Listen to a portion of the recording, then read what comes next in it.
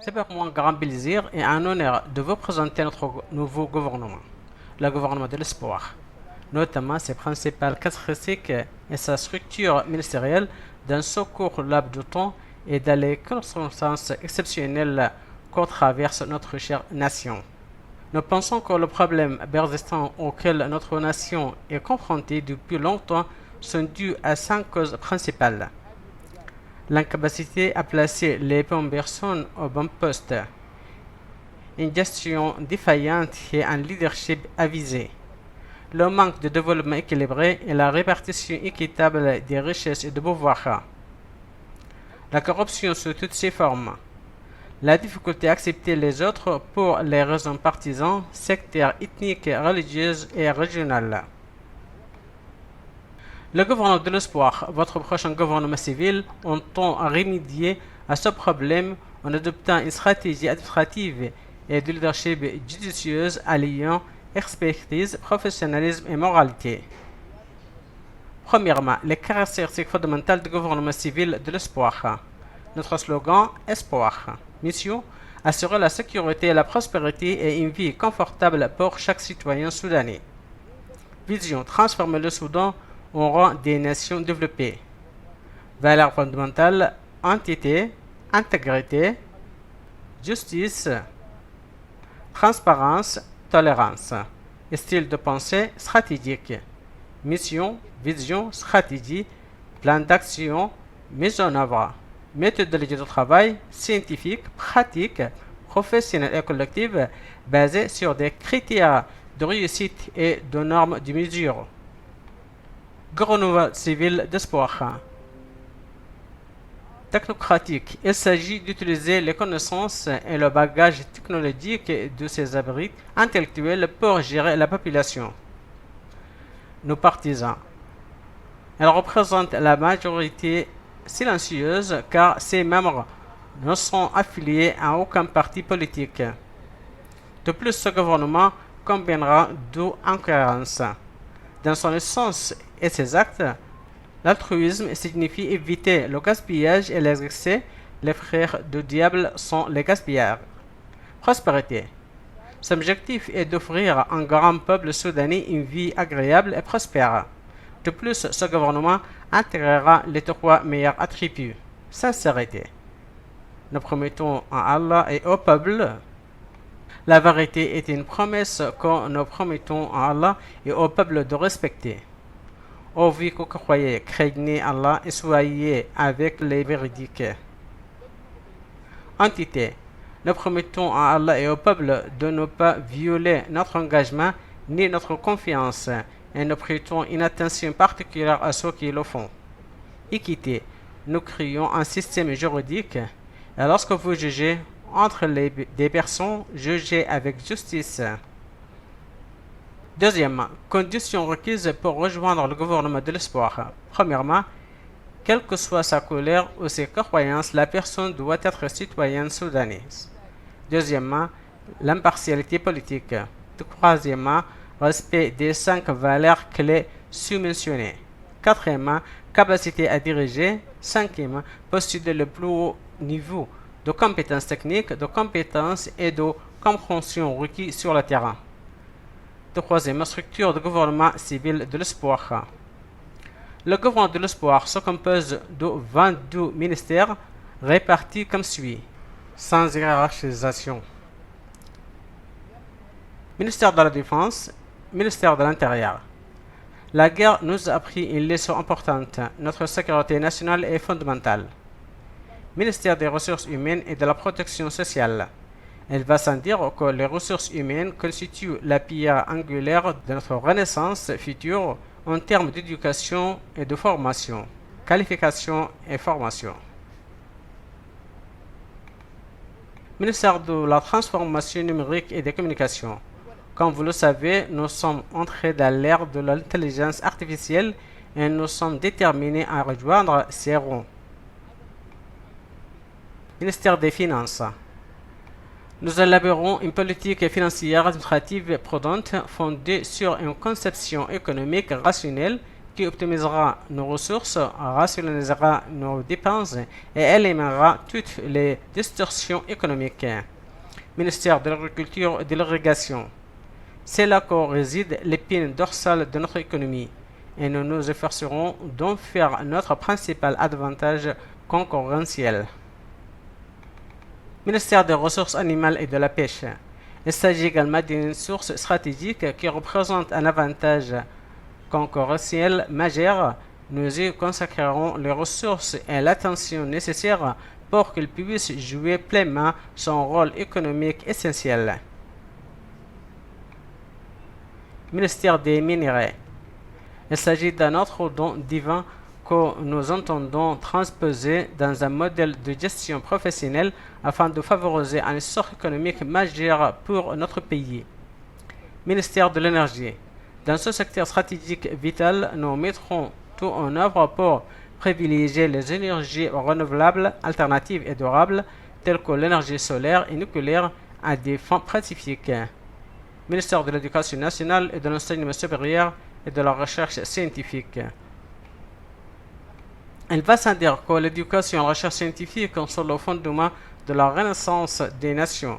C'est pourquoi elle constitue la priorité absolue de nos efforts pour attirer les meilleures pratiques en matière d'éducation et de recherche dans ce secteur crucial.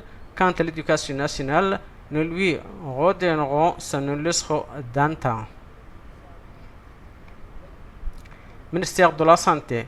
La mise en place d'un système de santé intégré offrant des soins médicaux simples et pratiques à tous les citoyens et au cœur de nos priorités de développement. Ministère de l'Environnement et du Développement durable.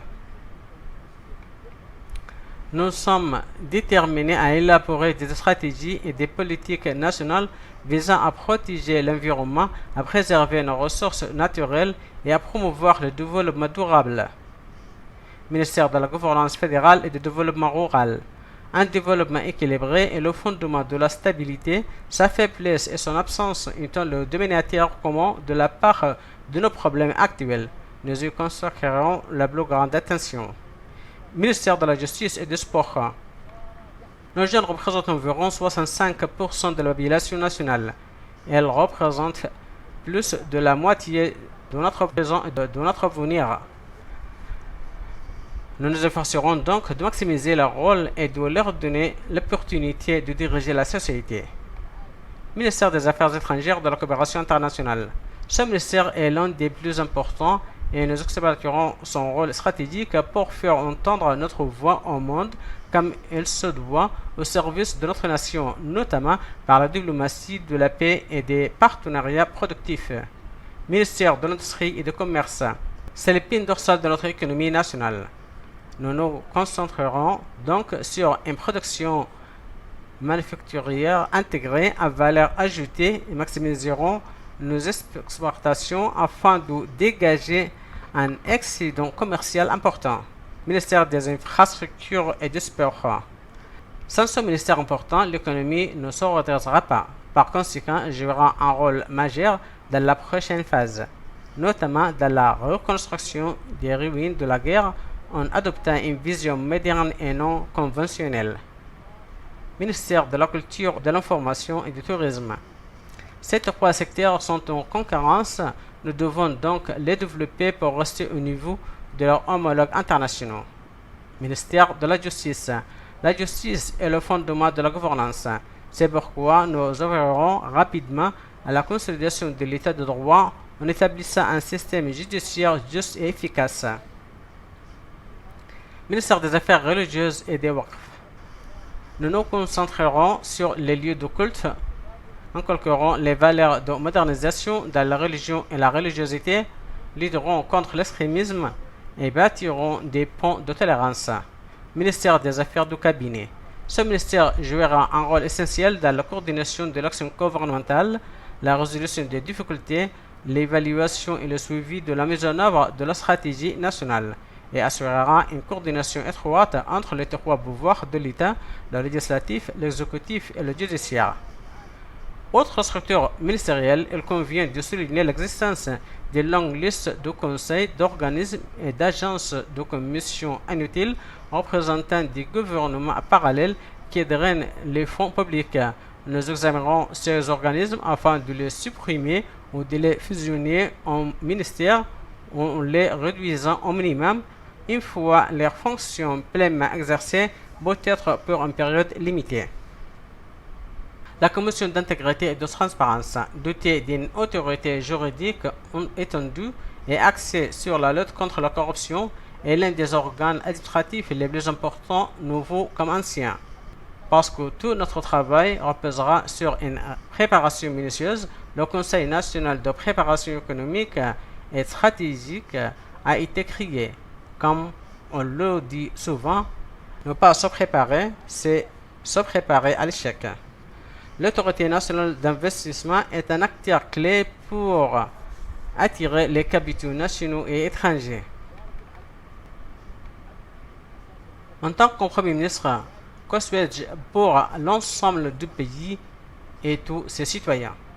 Sans quota, j'espère parvenir à des nominations équitables fondées sur les personnes les plus qualifiées, expérimentées, méritantes et se distinguant par leur réputation et leur entité.